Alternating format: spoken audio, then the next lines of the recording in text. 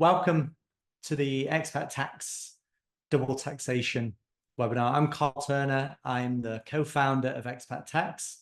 And the purpose of today's webinar really is to help people get a better understanding of the changes to the Thai personal income tax rules for foreign source income and how the UK-Thai Double Taxation Agreement works for various assets and how they're taxed. So at Expat Tax Thailand, we're here to help individuals really understand the filing obligations, understand the rules so they can make better informed decisions. So welcome, Peter. I'm delighted to be joined by our guest speaker today, Peter Ferrigno. He's got over 30 years industry experience.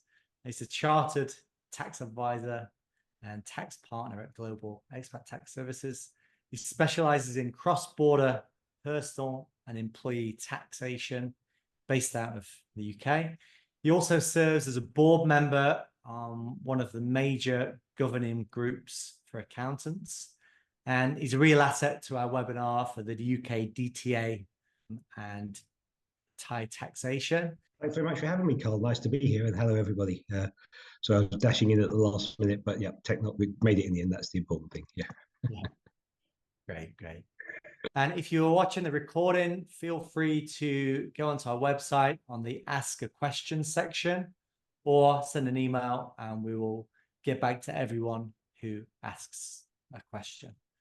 So a quick disclaimer before we start: the content of this webinar is not intended for to act on. It's just for information purposes only. So on to the webinar today. There are 11 areas that we'll actually go through. So we'll fire through these. So we'll discuss the purpose of DTA, give an example, explain the local Thai income tax rules and also the UK tax rules, go through some of the common misconceptions about double taxation agreements, then explain what a tax credit is, and then I'll give a few case studies and practical examples for some of the most important assets to discuss. And then we'll close with the Q&A and some quick tips. So let's go on to what the purpose of a double taxation agreement, so DTA, is. So it's really to set clear rules on how assets are taxed and divide the right for taxation between the contracting countries. So it doesn't mean that if the DTA is in place, there's no further tax or that they don't need to file.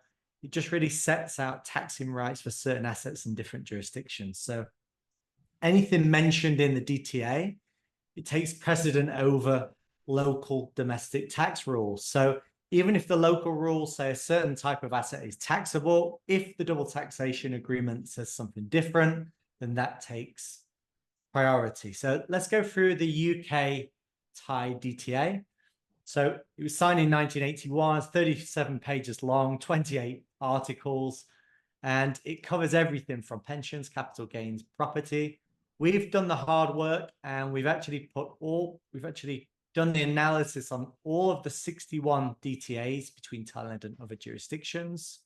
So we'll send a link out afterwards so you can view the UK-Thai DTA. And if you do have assets in other jurisdictions, it's important to check that as well. So the UK DTA is just for assets in the UK. So before we get started on discussing the UK double taxation agreement in detail, I think it might be good to go back to discuss what are these tax changes, what's been announced, so we can get a better background and understanding for the case studies that we'll go through. So on the 15th of September, there was a departmental order issued by the Thai Revenue Department, which just basically overruled the previous rulings. It was issued, published in the Royal Gazette, and it came into force this year, 1st of January 2024.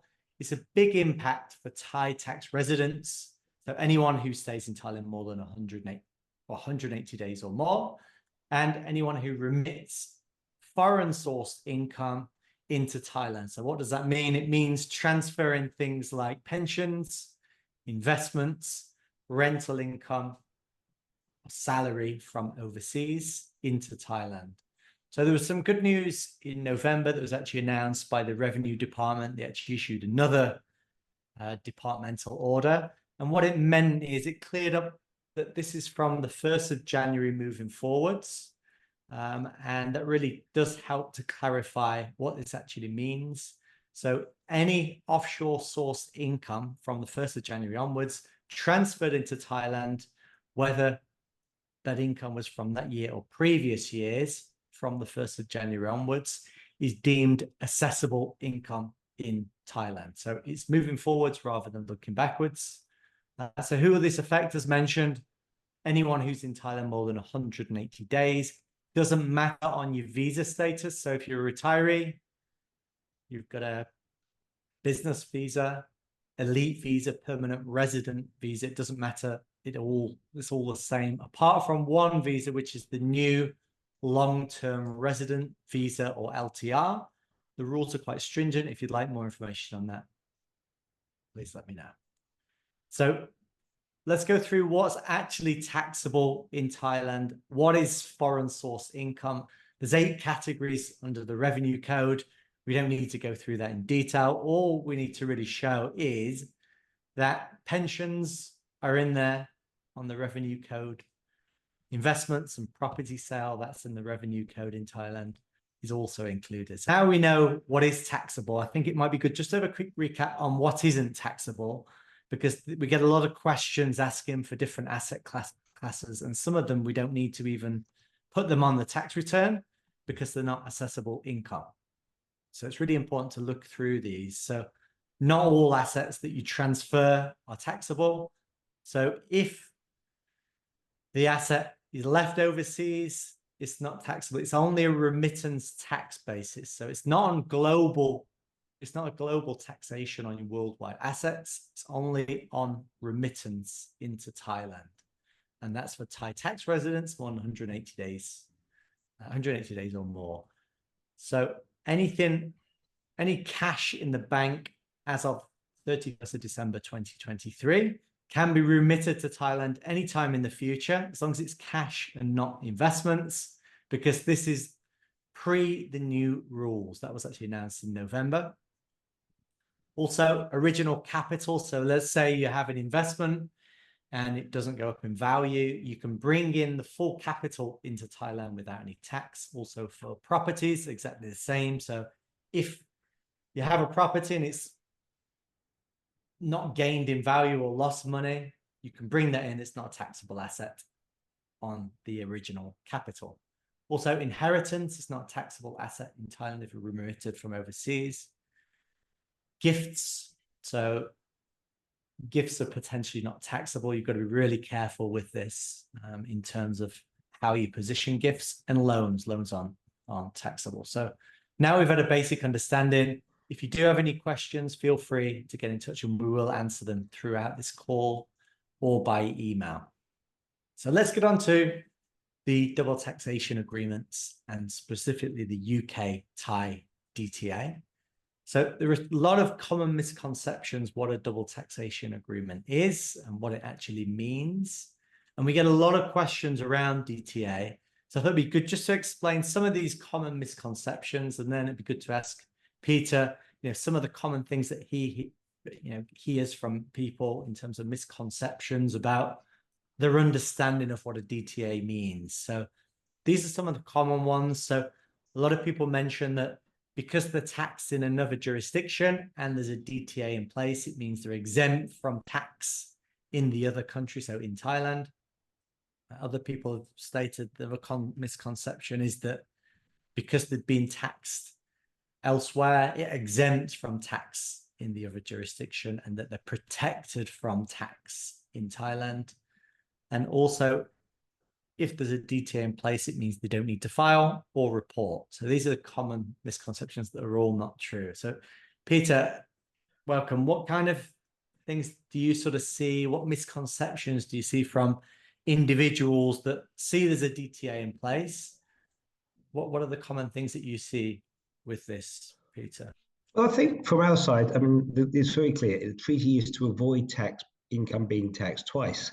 So therefore, if it's being taxed once therefore in one country, then the other country is going to be interested. But then again, you're just making sure that you end up effectively paying the higher rate of the two in the most common scenarios. I think it's helpful to say there's two levels of taxation, effectively. Where the income, where it arises, where the asset exists that the income is generated from, that country always has the first right to exercise tax on that income. They may not always choose to exercise it, but where the income is generated, that country has the first right to tax. Then if you are tax resident somewhere, that the country you are tax resident then has the right to tax you on your worldwide income. But again, they don't always choose to exercise that. But again, so you've got those two levels, the source and the country of residence. Now, just to throw an additional complication on it, if we have any US nationals on the call, then the US will also tax on the basis of citizenship for the privilege of a US passport. So you have a potential third layer. So source, residence, and for US people only, citizenship. If you're not a US national, you don't need to worry about that. But that means that, particularly in the cases where we're talking about with the UK, rental property, dividends income, employment income, pensions, all of those, the UK has the first right to say whether it's going to want to tax it or not. Right.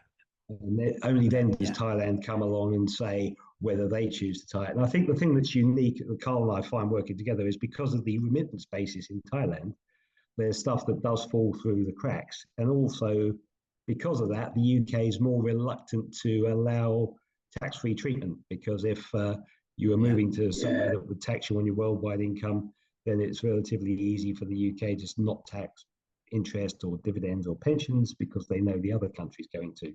But because the remittance basis in Thailand, the UK is going to be more reluctant to do that. What I hear from that, it's really difficult to get an NT tax code for things like pensions in Thailand because it's a remittance tax basis. HMRC more reluctant to do that because in effect, what someone could do is get an NT tax code in the UK, send the money, your pension income to another jurisdiction, say into Isle of Man or Hong Kong, Singapore, and then not remit the money into Thailand and actually pay no tax on there. So that's what the UK wants to avoid, I imagine. Yeah, and that's exactly why it talks about avoiding you being taxed twice. That doesn't mean enabling you to not be taxed at all. And I think that's, if there was a no taxation agreement, then it would be too easy. So no, unfortunately, it doesn't quite work like that. Yeah. But those are the steps. You have to go through the clear process of steps first, and then once the answer then magically falls out. And of course, if you do pay tax in the UK on that, and then you do bring that income into Thailand, as you say, there's then double tax relief, as they call it, which again, I think you want to explain that because it's more your side of it. But so if tax has been withheld in the UK, Thailand will allow for that, won't it? Yeah. So that's really goes on to the tax credits. So it might be good, Peter, just to explain really just the absolute basics. What does a tax credit actually mean? Let's say, for example, you've got a UK pension and you've already paid tax on their part tax in the UK, and then you remit that into Thailand. There's a lot of talk about tax credits. Could you just explain in 2 sentences what is a tax credit and how does it actually work? Okay, let's assume you've got various bits of income, and then you've got the top slice of that is £10,000 of pension that you're receiving from one of the jobs that you did. You get that £10,000 from a UK pension, and you have 20% UK tax withheld on that. So you end up with a net of 8 and the tax paid of 2,000. Then when you decide to bring that into Thailand because you want to buy a new car or something, then you happen to be in the 25% tax bracket in Thailand, you're bringing in the 8,000, but what you're actually doing is bringing in the 10,000 with tax withheld. So you'd report the 10,000 in your Thai tax return. You then say 25% of the tax on that is 2,500. You get a credit for the 2,000 you already paid in the UK, so you pay an additional 500 in Thailand. So the 10,000 becomes 8,000, becomes 7,500. You're in the same net position whether you earned the money in Thailand or the UK, because 10,000 gross has become 7,500 net, and therefore you had a credit for the double tax relief. Need to really check the DTA for the jurisdiction, for the assets, where they're based. not just the UK. So if you've got assets elsewhere, you need to focus on there as well. Got to look in the DTA if there are any, like Peter mentioned, exclusions or exemptions or special rules other than the norm. So the general principle is that it's taxable in the country, the jurisdiction that the assets are. And then if they are remitted, then potentially you can use the tax paid as a credit, and the country where it's sent to can also tax the assets, but you can use the tax already paid as a credit. As a general rule, not all assets are the same or all articles are the same. But also one of the things, what we get a lot of questions are, how do we use the personal allowances? Well, if the money's being remitted into Thailand and you're using the tax credits, you use the personal allowances in Thailand, not the overseas personal allowance. So that's the problem with when people are looking at what they've actually paid in tax. Because if they look at the net and gross amount for the asset, sometimes because they've had an allowance overseas in another jurisdiction, it means actually they've not paid any tax. So there's not much credit to offset against the tax in Thailand. So it's important to look at each case by case. We'll go through some case studies to go through that, and that will be quite useful. So let's go on to, how individual assets taxed in the UK, and what does the DTA, then we'll go through what does the DTA say about these assets. So the key ones that we'll actually go through are the first three. So pensions, whether that's state pension, private pension, or government pension, what are the differences? What does it say in the DTA? How are they taxed in the UK? Then we'll go through pension commencement lump sums. So what does that mean? It means the tax-free lump sum allowance for UK pensions. We'll discuss how that's treated for tax. Then we'll go through UK-based investments, so ISAs, investment bonds, general investment accounts for non-residents. And then also look for property rental income. How's that taxed and treated in the UK? And then the next ones that we'll go through are property sale, dividends, and then the bottom three on the list of other assets. So international investment. So if people have investment bonds or general investment accounts overseas, like Isle of Man, Hong Kong, Singapore, Guernsey, Jersey, Gibraltar, these types of jurisdictions.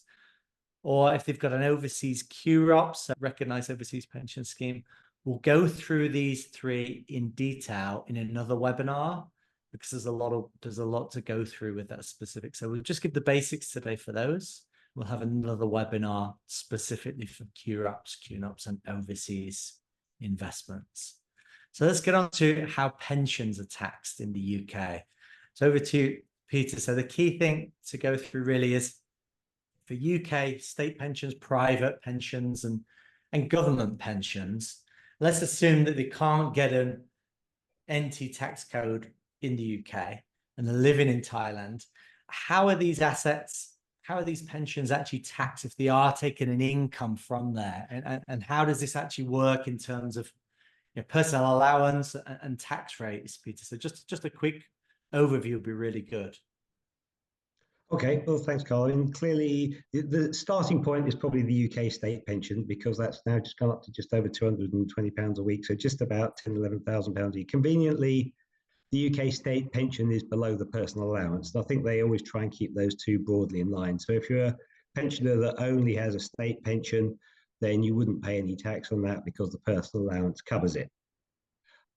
Now, of course, you only get state pension at 67. Many people are fortunate enough to be able to retire a bit earlier. And if you've got a company pension or a or employer-related pension, if you work for the government or civil service or military, then you will also get those pensions, and those will be taxable, and those will normally be subject to PAYE on the pension payment that you get. So in the same way as if it was employment income. So first, tax bracket is 20%. That covers you between 12,570 and 20 and 5270. Now, if you're in one of those older final salary schemes where you joined in the 70s or 80s and you're on 2/3 of your final salary, and your final salary was 150,000, well, good luck to you, congratulations, and you'll be in the top rate tax bracket in the UK. and so the withholding will apply on that. Now, that would then need to be, because if you've got multiple different pensions, then the PAYE won't always be effective because you'll need a PAYE code. So it tends to be that when we get to that point, we do file a tax return for people to just make sure that the right amount of tax is reconciled at the end of the year. Civil service and government pensions, whatever the double tax agreement, this isn't an anomaly to the Thailand treaty. Government pensions are always taxable in the country where the government pays it anyway. So it's really only the private pensions that sort of make where there's a big difference here between the two, because state pension would always be covered by the personal allowance in the UK. Government pension would always be taxable in the UK. It's only private pensions, SIPs, etc., where there's a difference here, and where retiring to Thailand has a different impact to if you've retired to Greece, which has a flat 15% tax on pensions, for example, or Cyprus, which I think is 7%. But that's the difference. But again, cost of living is higher, etc. Yeah, great. Thanks for that. So basically, all those pension sources are taxed in the UK, as you would be if you were a UK resident, so tax PAYE, and then if these transferred into Thailand, so remitted into Thailand, UK pensions, then whatever's remitted, foreign sourced, on the foreign source income list of categories, pensions is in section 40, part 2. So what does that mean? It means pension assets remitted to Thailand are assessable income. Now we can deduct up to 100,000 Thai baht off there as an expense deduction, which is fine. So if we look through, for example, the digest for double taxation treaties, that's quite interesting because it gives a bit more feedback on what the exclusions are or exemptions or any special notes on there. And you can see for the part for Thailand, I'll explain this because it's quite a small diagram. What it actually shows is there's no exclusion on private pensions or state pensions. So what does that mean? It means that, there's no relief given for either of these. So unlike the US Thai DTA, which has exclusions for Social Security, it's only taxable in the US, or Thailand, Thai-UK DTA doesn't have any mention of this.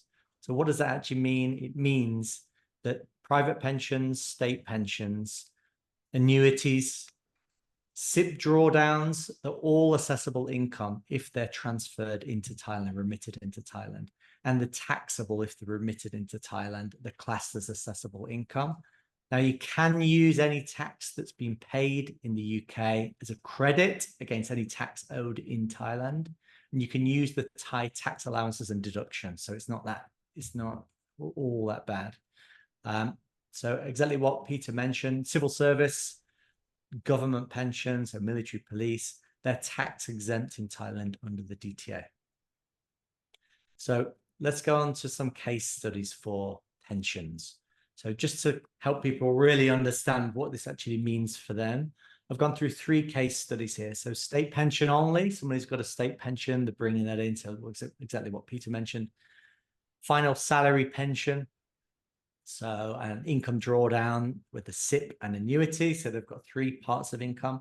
And then one person that just wants to bring in their pension commencement lump sum from the SIP. So we'll go through these 3 examples and just really calculate what this means in real terms rather than just talking about this. So first example, someone who's just got a state pension, they're living in Thailand, age 70, transferring £12,000 a year into Thailand from their state pension. They're married, the spouse isn't working, they've got a local medical insurance. So let's go through what the allowances look like. So they're under the UK personal allowance, so there's no tax in the UK on their assets when they move across. 12,000, there's no credits available for them. And the assessable income in Thailand is 549,000 Thai baht. Now, what does this actually mean? It means that because they're bringing in foreign source income over 220,000 Thai baht, they have to file a tax return. Now, just because you have to file a tax return in Thailand doesn't mean you've got tax to pay. So if you have over 220,000 of foreign source income, you need to file a tax return. We've got a tax filing service just for retirees like this, 7,500 baht per year. What you need to do then, once you realize you need to file, is calculate the allowances and deductions. So for this person, they've got the spouse allowance, the age allowance, which is another 190,000 baht, and the medical insurance. They'll also, if they don't have one, need to get a tax ID number. So you can get that at the local revenue office, or if, for example, we have a paid service to obtain that on people's behalf, so they don't need to deal with that. And then they need to file a tax return. So they can either do that themselves or use a tax filing service, which will use all of their credits and allowances if they have them. So let's go through the calculation. Here is actually just, we've added all the information into our income tax calculator. So it's hard to see, I'll explain it. So their allowances are 435,000 Thai baht. That's because of the age, having over 65. They get a personal allowance as well, and spouse allowance and medical insurance. Now, also the first 150,000 over their allowance is tax exempt. So what does that actually mean? It means they've got assessable income of 549,593, but actually because of their exemptions and allowances, they don't have to pay tax. They just have to file a tax return. So that's good news for people who've just got a state pension. So second case study, we'll actually go through someone who's 56, so they don't get the extra age allowance, married with medical insurance. They're just about to retire and they want to draw down on their assets. So they've got a final salary pension, income drawdown from the SIP and an annuity. So we'll go through how that actually looks for these assets. So let's assume that they bring in 20,000 from their final salary pension. The income drawdown from the SIP is 8,000 a year, and then the annuity is 12,000 a year. So total income, £40,000. Let's assume that they bring all of this money into Thailand. So as Peter mentioned, you get your personal allowance in the UK, and everything else with this example would be at 20%. So the tax that they would have to pay is in the UK is 5,486, which is around about 249,000 Thai baht. So effective tax rate, 13.6% on the overall money. So what does that actually mean if you bring that money into Thailand? So what you have to do, change it to Thai baht, obviously, and then all of the money that's remitted is classed as assessable income. So it's 1.8 million. So the same process as if you're only bringing in state pension, because it's over 220,000 Thai baht, you need to file a tax return regardless if there's tax to pay or not. So for multiple income sources, we have a tax filing service. It's 12,000 baht to use all the tax credits for this example. Then you need to calculate the allowances and deductions. So this example, they've just got a spouse and medical insurance allowances. Next stage, they need to get a tax ID number. So again, same process, local revenue office or a paid service for someone to actually get that on their behalf. And then they need to file the tax return and apply the tax credits that they potentially have. So when we go through the example, we can actually see, I'll explain this. The tax credits available, 245,000 Thai baht because of the personal allowance, spouse allowance, and medical insurance, and also the pension expense of 100,000 baht. So the total credits, 261,000. The total tax owed, we have to deduct off the credit that's on there. So the tax owed is actually 12,000 baht, 12,122 baht. So when you look at the example, the actual total estimated tax before credits is 267,000, but because of the credits that are available, then it means there's only 12,000 baht tax difference, what's actually due in Thailand. So it means they need to file a tax return. We have a assisted tax filing service, for example, to do this, to use all the credits and the allowances to make sure they only pay the 12,000 baht tax difference rather than the full amount. Because if you don't claim the credits, you don't file it properly, then you have the tax to pay. It's up to you to prove that you've got the tax credits available.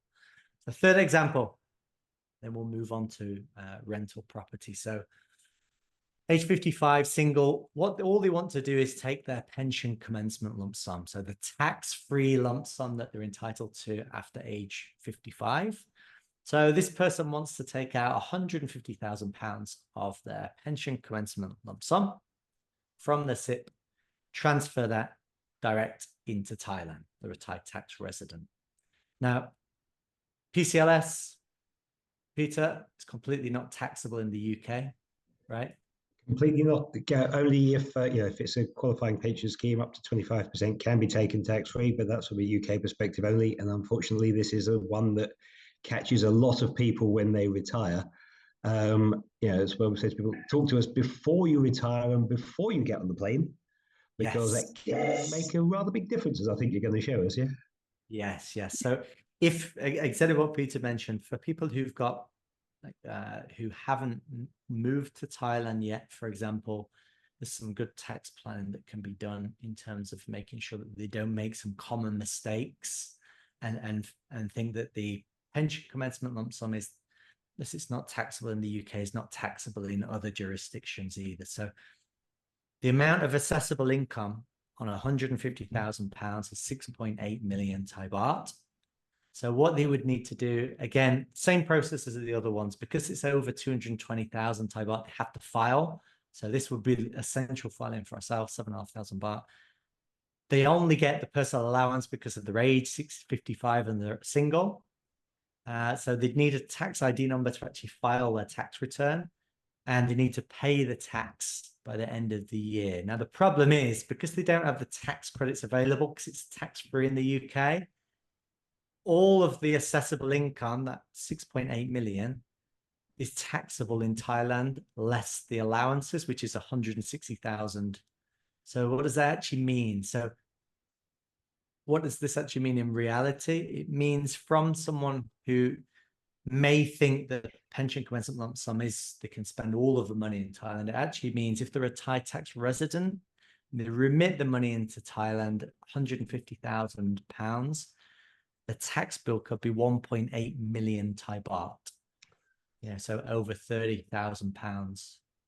Yeah, closer to £40,000 tax bill on that 150,000. So really, it's important that you double check what you do before you send things like PCLS into Thailand. It's really important. That's one of the assets that really catches people out with this. So what we've done is, if you'd like a free tax assessment to calculate your estimated tax, whether that's on your pensions or any other assets, we can help you calculate your personal allowances and deductions. We've actually developed a free tax calculator service so that you can actually estimate how much the tax changes might affect you.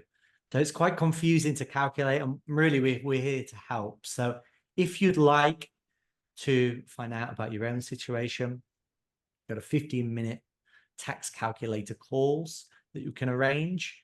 Can help give you an estimate for the potential tax and how this give you a better understanding for your own situation for the potential tax position with your own personal calculator. So my colleague Jason is available for video calls just to help people understand the tax position. So feel free to click the link in the email that we'll send as a follow-up. And if you're watching the recording, it'll be in the notes section.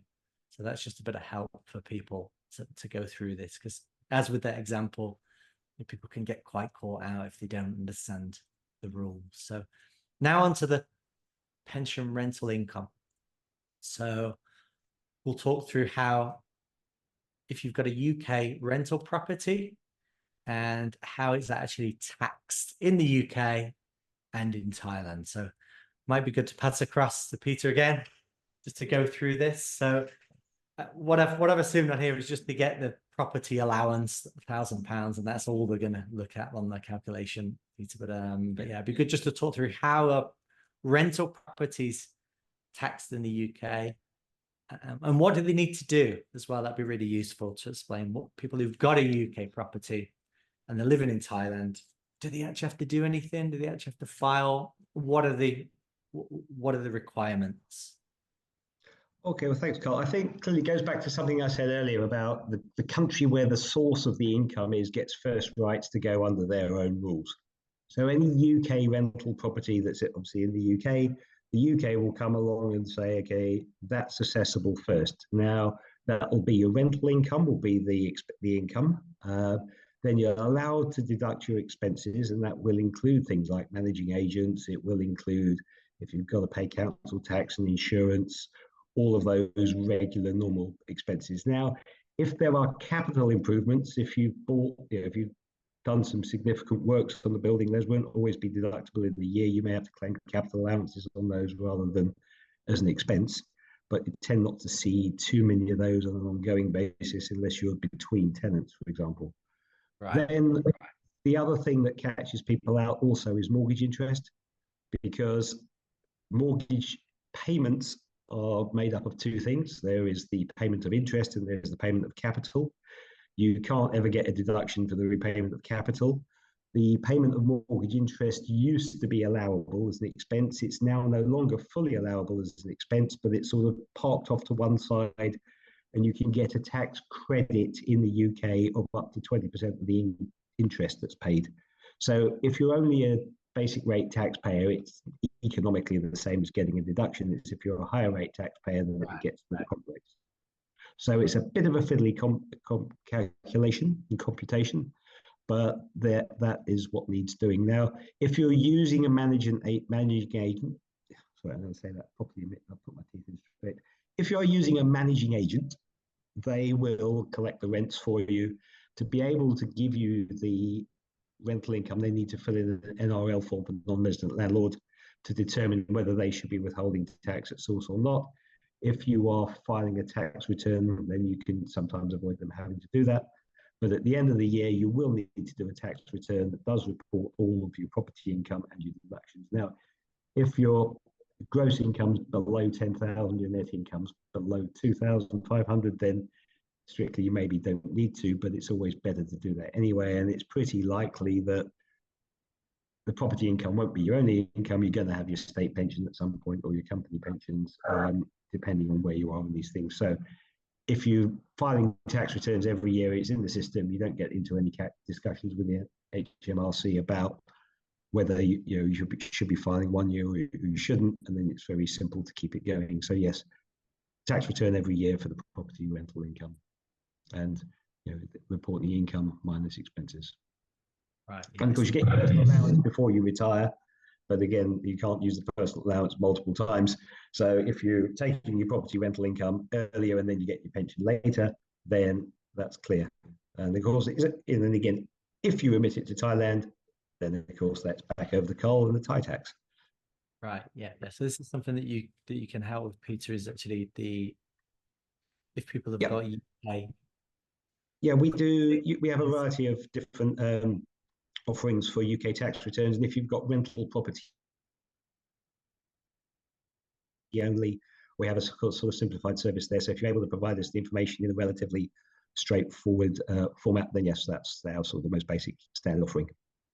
Okay, great. That's really useful. So for the UK side, it's pretty clear. Okay, it's taxed similar to the pensions in terms of, apart from the allowances that you can potentially have.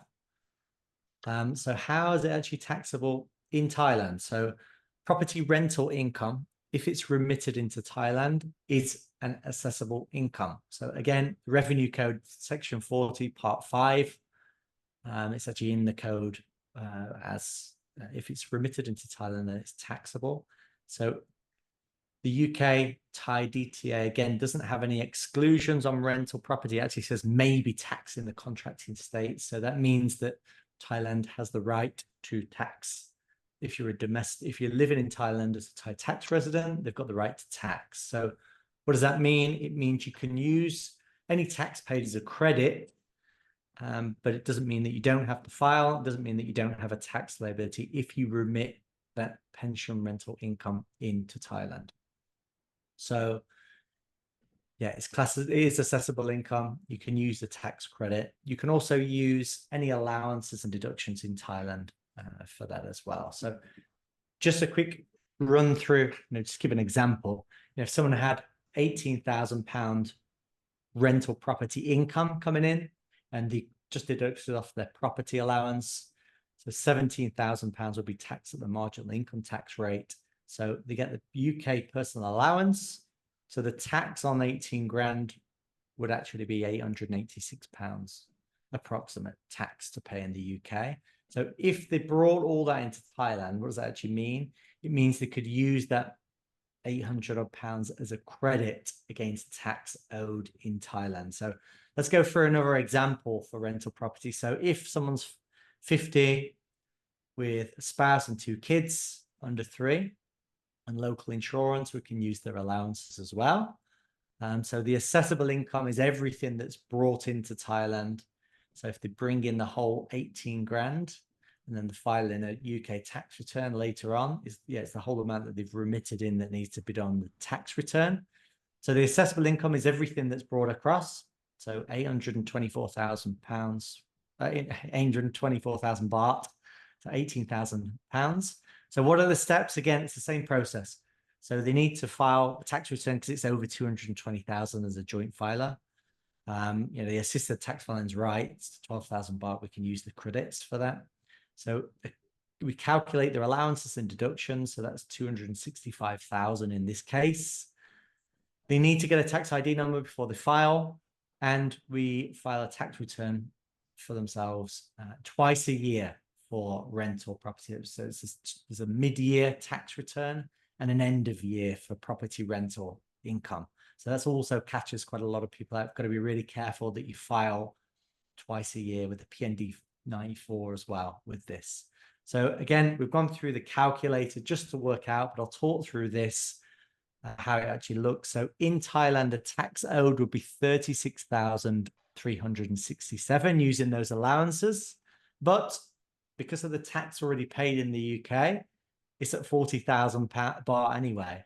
So the credit is higher than the amount owed in Thailand. So there's no more tax to pay, but they have to file a tax return, and they actually have to file it twice, mid-year as well. So that's really important for people who own UK rental properties. One, you've got to make sure that you file in the UK on your tax return, and then in Thailand you need to file, and you potentially may have more tax to pay, maybe not. You've got to file it mid-year as well if you're bringing it into Thailand. So let's go on to another example.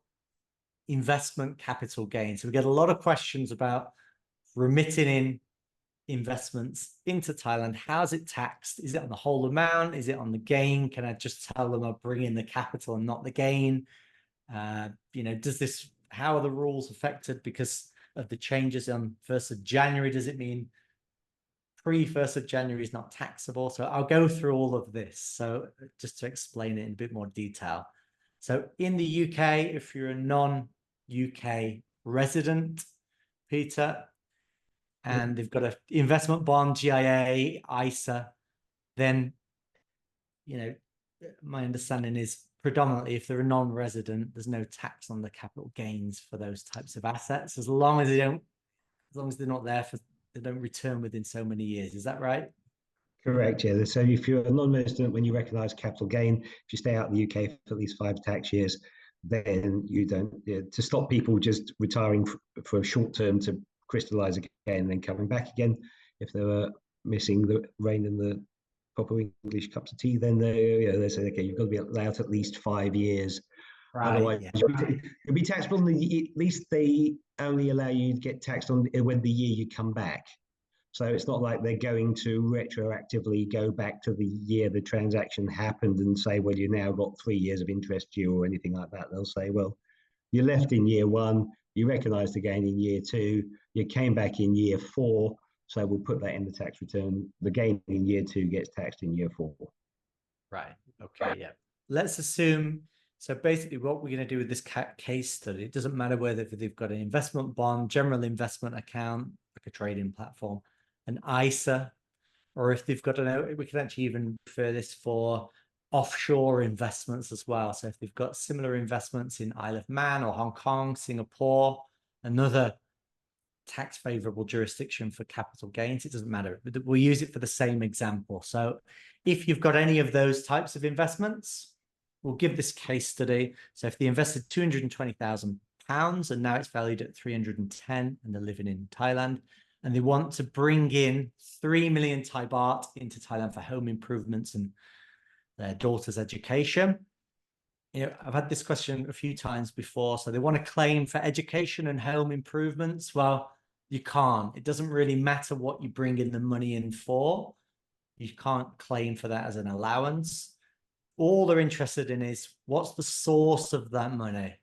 And if it's from any of those types of assets, they're interested in the capital gain on those assets. So that's all they're interested in, is the capital gain. So again, under the Revenue Code, it's under Section 14 on Part 4, capital gain. You can't use any expenses or deductions.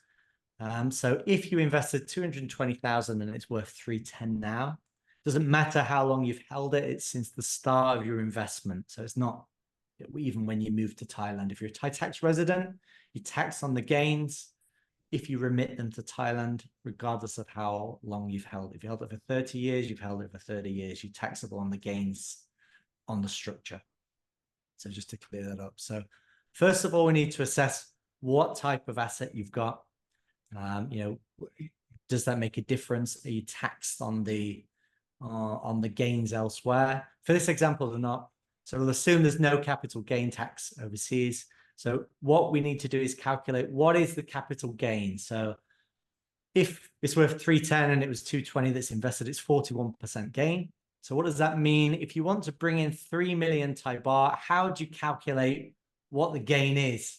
So you just do it as a percentage of the amount that you bring in. That's how we do the calculation. So you bring in 3 million Thai baht, the assessable income is 1.2 million because it's only on the gains of that part. So that's how we calculate it. So same process as the other one. So we need to calculate, you have to file a tax return because it's over 220,000 of assessable income.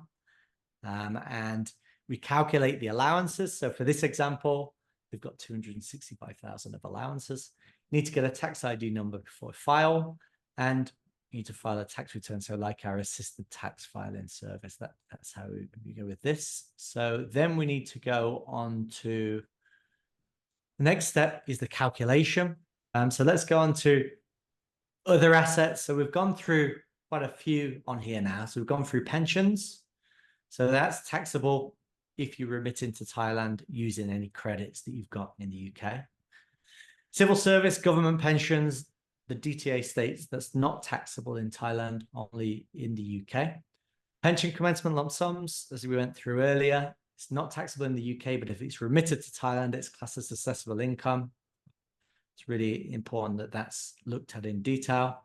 For investments that are overseas, you're liable for capital gain tax in Thailand if it's remitted. Property rental income that we mentioned before, it's taxable on the, it's as assessable income what's brought in, but you can use the credits. On to other assets that we haven't gone through in much detail, but we will on another webinar, is property sale. So depending on if you are living in the property or not, or it's your main residence, Peter, you can be taxed on the capital gains in the UK, even if you're a non-resident. If you're a non-resident, is that right? Yeah, the rules changed on that about 2016. So if it was your principal private residence before you left the UK, then there is a PPR exemption for the period it was your residence. Now, if you rented it out for a few years, then the PPR exemption still applies for the period that you had it. And I've had this debate several times across. It's so unfair that it's now taxable. But when you actually walk through the calculation and you apportion the gain between the periods of PPR and non-PPR, and you look at your personal allowances for capital gains, it's not as bad as it potentially sounds at the beginning. Also, if you owned it before 2016, because that was when the capital gain was introduced for non-residents on UK property, you've got the option to value it based on what its value in 2016 was. So you only tax the gains thereafter. So if you bought it in 2010 and you spent a lot of money on it, you may actually, look, it depends when you spent the money, of course, before or after. So you got the option, and depending on what the value's done since then, it's always a two-stage calculation that we do. The other thing that people forget is the capital gain needs reporting within 60 days of the sale. So we need to do a capital gains form on that, and then you report it in the tax return at the end of the year as well. And if you've actually stopped having property rental income, they'll be, well, should you be filing a capital gains calculation as well. So if they see that you've had rental income in 1 year and then you stop having rental income, the usual question is, oh, was there a disposal? So yeah, property sale is always one to watch out for.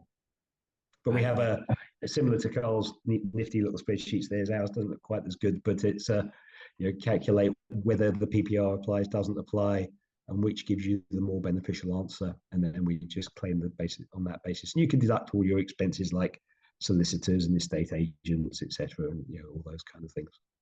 Okay, yeah, thanks for that. So for property sale, if you are a Thai tax resident in the year that you sell property, then you remit the money into Thailand, then you're liable for the capital gain on the property if you remit into Thailand. So again, the same as pension commencement lump sum.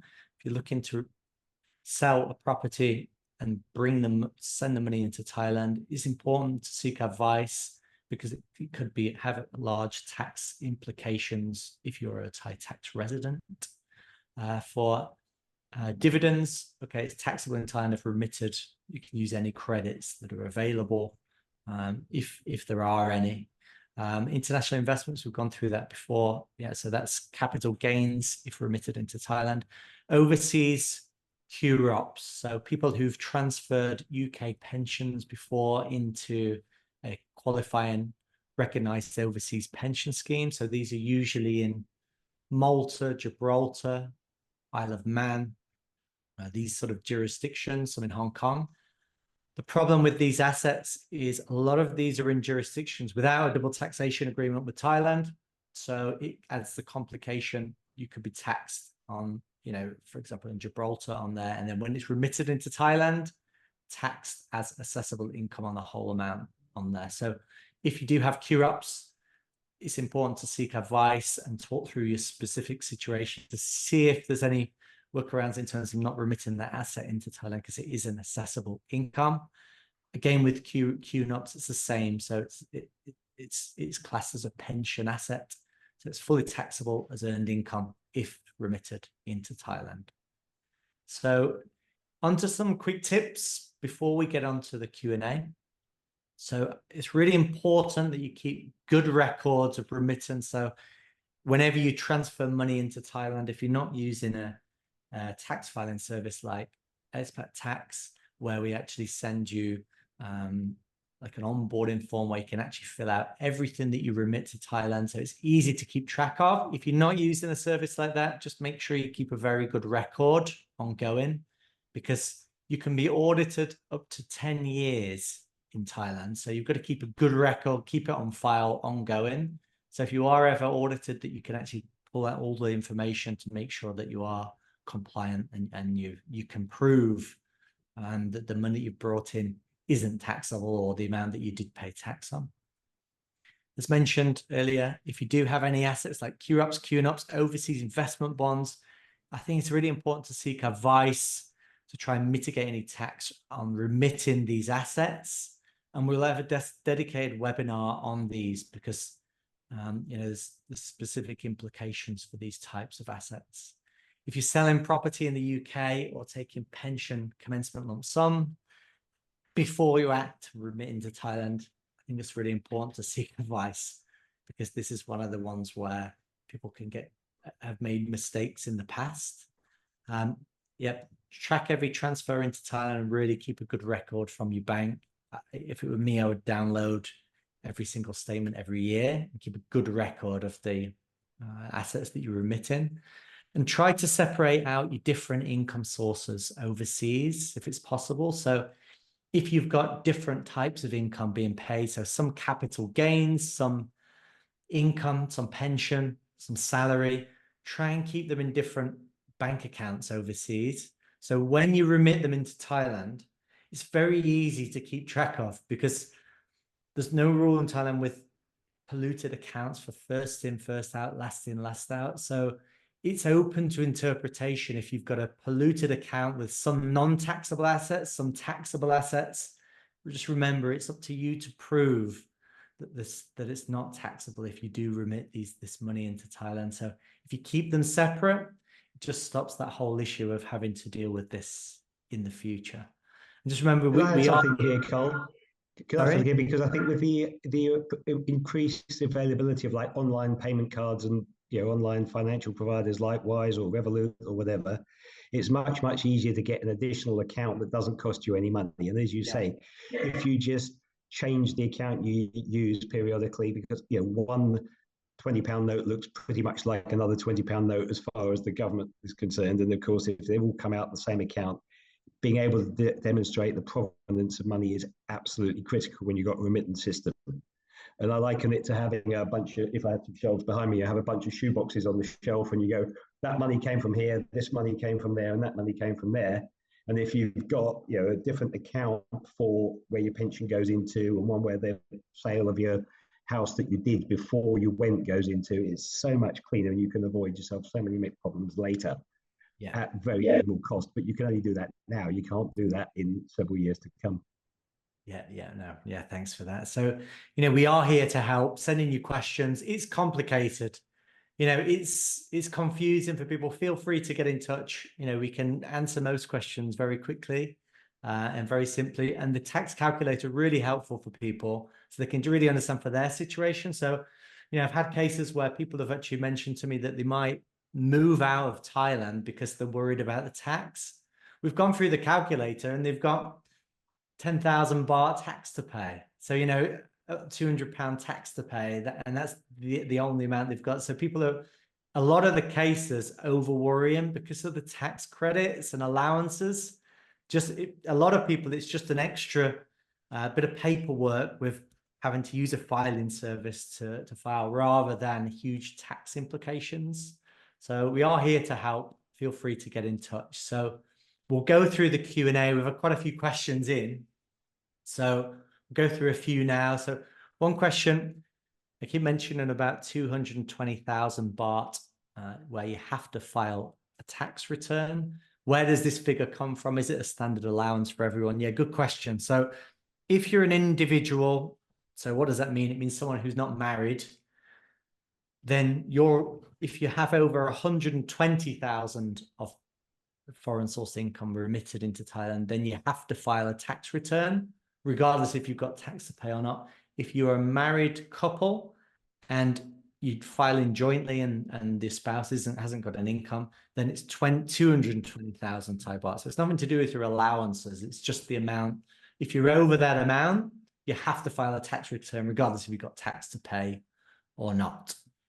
So another question, what about if I manage to stay less than 180 days in Thailand? So it's an it depends question.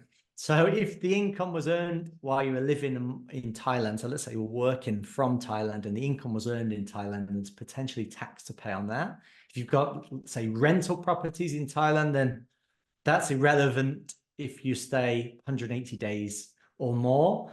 If it's a Thai source income, yes, you have to file a tax return. If it's foreign source income and it's remitted to Thailand in a year when you're a non-Thai tax resident, then in most cases, you don't need to file a tax return because it's not a taxable, assessable income in Thailand. But if you want to check, just double check for that. If people are looking to plan accordingly to not stay in Thailand more than 180 days, they've got to be very, very careful that they don't, one, resort back to being a UK tax resident with the connecting factors. And two, if they are planning to move around to other jurisdictions, be careful they don't pick up another tax jurisdiction, which is worse than, that could be more detrimental to the planning. So it's really important to look at this. I'm sure, Peter, you get this all the time with people trying to remain as a non-tax resident in jurisdictions. It's not easy, is it, Peter, actually? Well, no, I think it's always, everybody's facts and circumstances are different. And it's not necessarily where you're resident, it's where the income's coming from, because, that's always the first place that's going to tax you. And there's also the sort of how much disruption do you want on your life to save, as you said, £200 in that specific case.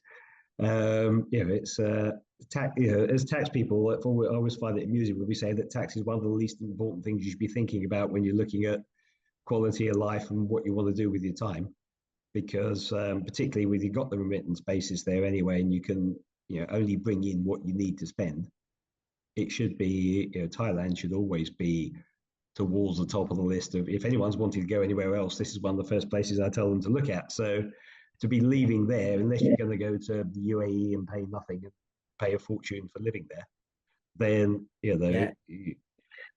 there's pros and cons, and with it being a remittance tax basis, it could be a lot worse. They've actually it's still quite favorable for people, for retirees or people that are living in Thailand, because of the remittance tax basis.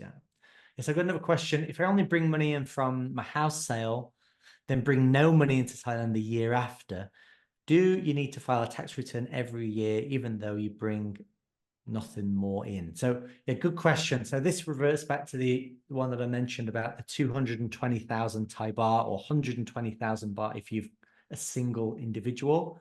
So in any tax year, even if you have a tax ID number, if you don't have any foreign source income or income in Thailand to report over those limits, you don't need to file a tax return. It's not a requirement to file every year. It's only if you have income over those limits. Okay, so on to next question. Okay, how do we deal with different tax years? So Thailand tax year being different to the UK tax year. Very good question. So what we have to do is when you file in the tax return, you have to get the old tax return from the UK and then do some clever calculations to calculate exactly what it should be, and then actually submit that in Thailand. So make sure that we mitigate that tax year by calculating for the months after the UK tax year. So this can become quite complicated if you've got a very different tax situation year to year. There's a lot of calculations on there to do, but in principle, that's how it works. It's sort of time apportionment for the difference in the tax year. Peter, have you got any input for that, for different? So what I'd say we tend to do is, you're doing the tax return for the UK for the period 6th of April to the 5th of April. You then come up and say the total tax for the year was X. Therefore, that gives you an effective percentage of whatever. And then again, because you're using the remittances, and depending which shoebox that's come out of, if it's come out of the rental income or your pension income, you say, well, this is the amount I'm bringing to Thailand. This is the tax percentage that was applicable to it. So that's the amount that you would then claim foreign tax credit for, because then you've got the direct trail. So you say, okay, well, we had 9,000 of rental income in one period and 3,000 in the other period. Then, if you started renting your property half the way through the year, it's, as you say, it's a relatively messy calculation, but we do them all the time, as do you. So therefore, pull the numbers in the top and something else spits out at the bottom, and we put that in there. And then if ever the double tax relief credit gets audited, then we've got a clear trail of where that number came from. Yeah, great. Exactly right. Yeah. So there's a bit of calculation and a lot of work in the background, but for an individual, there's nothing to worry about. That's why we've got a job. So another question we've had 2 questions on medical insurance allowances. So with the allowances, I'll explain what it actually means. So if you're an individual, you get up to 25,000 Thai baht of allowances for medical insurance. So if your premium's 100,000 Thai baht, you can only still claim up 25,000 per year on there. But it has to be a local Thai medical insurance provider. So if you've got an international medical insurance provider, you can't use that as an allowance. So it has to be a local Thai medical insurance. So there's a few questions on there. Quick question. Will I be asked by the revenue to file a tax return? No, you don't get asked by the revenue. Won't send you anything in the post at Thai Revenue Department that you have to file a tax return. It's up to yourself to file a tax return before 31st March next year for the current year. What we try and do is get everything in place and organized for the start of January. So you know exactly how much tax you've got to pay, but actually people need to act themselves. They're not going to get informed by the revenue department that they have to file. So that's really, really important to note. Yeah. Okay, I answered this question in the actual question. So if I have £10,000 investment and I have £2,000 gain and I only bring in £5,000, how am I taxed? Can I use all of the 2,000? Would I deduct the 2,000? So basically, again, what we discussed about the capital gains, it's a percentage of the amount that you bring in to Thailand. So that's really easy to calculate. Question about ISAs. So contributions are all from UK taxed income. The growth in the UK is tax-free. How will this be treated in Thailand? So I touched on that, but not in much detail. So this is the same as pension commencement lump sum, unfortunately. So in the UK, the rules on ISAs are very favorable in terms of capital gain tax and income tax on there. But that's not the case in Thailand. That's a UK a tax advantage structure. If you remit ISAs into Thailand, then it's classed as assessable income on the capital gain. So it's exactly the same as other investment structures. Okay, in practical terms, how will this work? Will Thai immigration be looking for evidence of Thai tax returns renewals on visas? Have they started doing this? So there's nothing in place at the moment with the Thai with immigration that it's a requirement to have a tax ID number in order for renewal for visas. If you've got a work permit, then we always have to prove for work permits, the tax returns, and we have to submit that anyway. But for retirees, that's never been the case, for example, or people that are self-employed and are not actually working in Thailand. But the problem is, if you do have foreign source income over these limits, then you should get a tax ID number and file a tax return. It's not really, will the immigration be looking for this? It's an obligation from the revenue department that you file a tax return. So regardless if it's on the requirements, if you change the requirements that it's on there, that's a separate issue. So the immigration issue to the revenue department's a completely different issue. So you could not have a Thai tax ID number, get your visa renewed, and then have the revenue department audit you because there's a substantial, there's amount that's been added into your account and it looks like it could be foreign source income. So it's a separate issue completely. So if people are in Thailand more than 180 days or more and they have foreign source income, I think that's quite important that they start to file and comply in Thailand, because exactly what Peter mentioned, the majority of the time, it's because of the credits that are available. There's not much difference in terms of the taxation. It's more of a administration and filing issue. Yeah, okay. The question, I have an euro offshore account in Thailand and parked there for 1 year before transferring into Thai baht account. Okay, so this is a foreign currency account in Thailand. So if you've got a foreign currency account in Thailand, whether that's with whichever bank, it doesn't really matter if it's in US dollars, euro, sterling.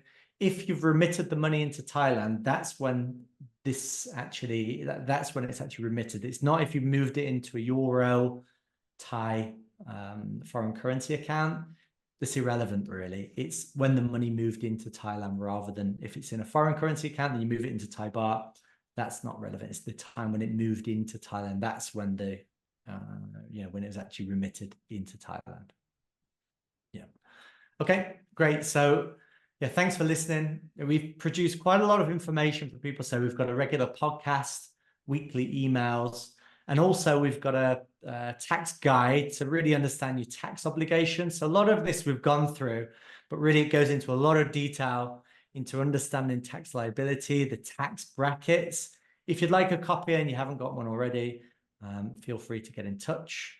We'll send that on the email that we send out.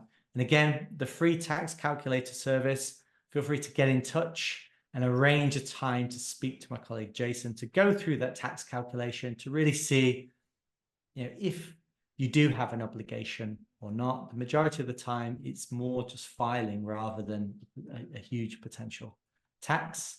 So next steps, if you've got any specific questions, feel free to send them by email. We'll get back to you. You can sign up for the mailing lists also, because we do send out regular content and any updates on here. And if you would like an individual consultation and advice from Thai CPA or auditors, feel free to get in touch. And obviously, we do have filing services available that will help you get all the tax credits available and allowances.